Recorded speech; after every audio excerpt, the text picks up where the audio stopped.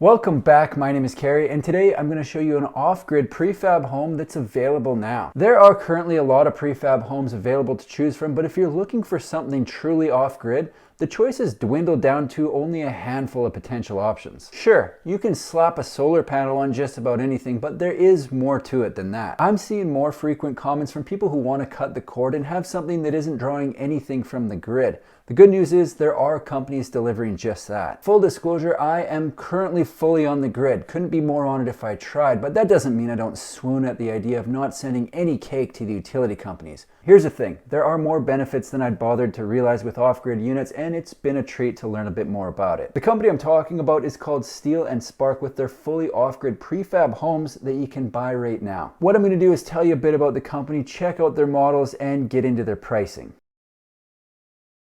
Steel & Spark is a US-based prefab home company building a line of small footprint prefab homes and spaces with a motto of say yes to no. What they're referring to is what they're calling the new standard for sustainable living, with no electrical bill, no construction, no contractors, no cords, no stress, no maintenance, no carbon footprint, no fossil fuels, no long work commutes, and no wastewater. They aren't joking around. That certainly is a lot of no's to say yes to. They've got a facility in Arizona where they fabricate these things before delivering them wherever it is they might be going, and as previously noted, there is no construction on site. Let's not overlook the convenience of not needing to trench services to wherever the home is going to be placed. Running services isn't the end of the world, but there are times when it isn't feasible or accessible to where someone might want to place a home. I was talking to a guy just the other day who couldn't connect to his current septic system but didn't want to add another one on his property. This would be a way around that. Their business model focuses on accessory dwelling units, or ADUs as they're often referred to in the biz, and they've got a line of 2 models with the ability to do custom homes and specialty units. Their website says Spark boxes are a type of accessory dwelling unit, sometimes called an in-law suite or granny flat, that sits on the same lot as a single family home. Spark box is a versatile space that can be used for housing, creative studios, remote workspace, fitness and well-being, and more. What they do is repurpose shipping containers into homes, stating a bunch of different benefits,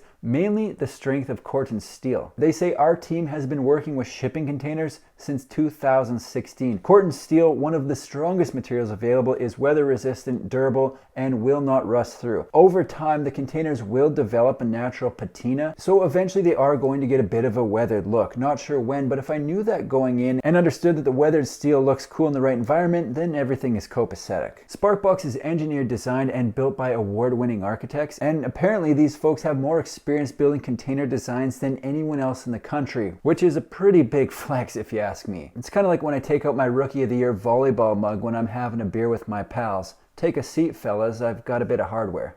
Alright? There are a couple noteworthy things that they're doing over at Steel & Spark that I think are worthy of note. Number one, they're using robots salvaged from the Mercedes factory in Detroit to cut the shipping containers. Automation is playing a larger part all the time in this industry, and it's fascinating to watch the progression of how homes are being built. Number two is the fact that these things are off the grid. We need to go a little bit deeper here. They come stock with 400+ watt solar panels that feed on the sun's energy, then store it in lithium batteries for evening use. People are likely going to ask me in the comments, what happens if you live in a place that doesn't get much sun or limited sun in the winter, like Canada? And I have no idea. We'll have to take that up with them. Although I don't think they sell into Canada, so they probably aren't too worried about it. Last but not least, their dwelling units come with water storage. These things are capable of holding 1,250 gallons of freshwater storage and 330 gallons of gray water storage that can be used for irrigation. I was having a hard time picturing what 1,250 gallons of water actually look like. Couldn't visualize that many milk jugs stacked up, so here's a picture for reference. It's big. It's a big drink of water. To get your mitts on one of their units, they've got a fairly simple process laid out on their website to get the ball rolling. Step 1 is listed as hitting the Get Started tab on the top right of their website. Step 2 is wait for them to get in contact with you, then pick your desired Sparkbox model and finishes. Step 3 is having a Steel & Spark architect assess your property and get you started. With the housekeeping out of the way, let's have a look at what all they've got going on with these units. The smallest of their units currently available is known as the SB1. This is listed as a versatile option for remote workspaces, music or art studios, home gyms, and more. This style of space has been a hot market lately. They're perfect for people who just want or need more space. The potential uses listed are all the usual suspects, and I think the most popular is probably the remote workspace, then maybe home gym. Honestly, I bet these spaces are being used for a bunch of different purposes, and I do wonder what some of them are, because the ones listed are the most glamorous, but you gotta wonder if some of them are being used to like grow plants or something like that.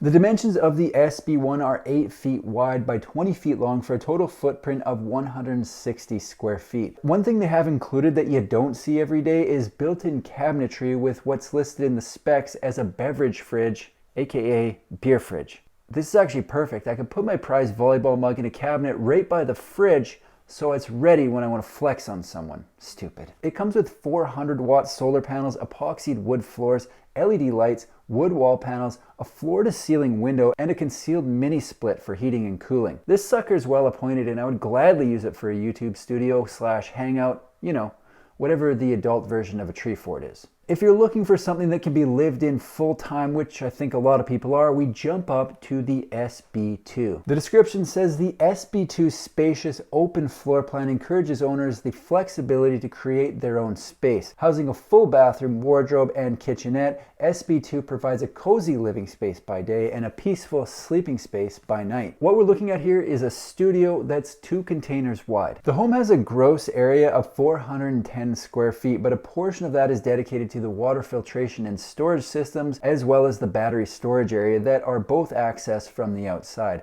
The actual gross livable area is listed at 335 square feet, and the way the plan is laid out, they have the entrance on the front. You come into the living room and the bathroom is off to the left. Then the bed and kitchenette are at the back of the home. They show a Murphy bed in this unit, and I think this makes a lot of sense because it's going to open up a bit of rumpus room in the kitchen during the day. It's good thinking. The largest model they currently have available is a variation of the SB2 called the SB2A.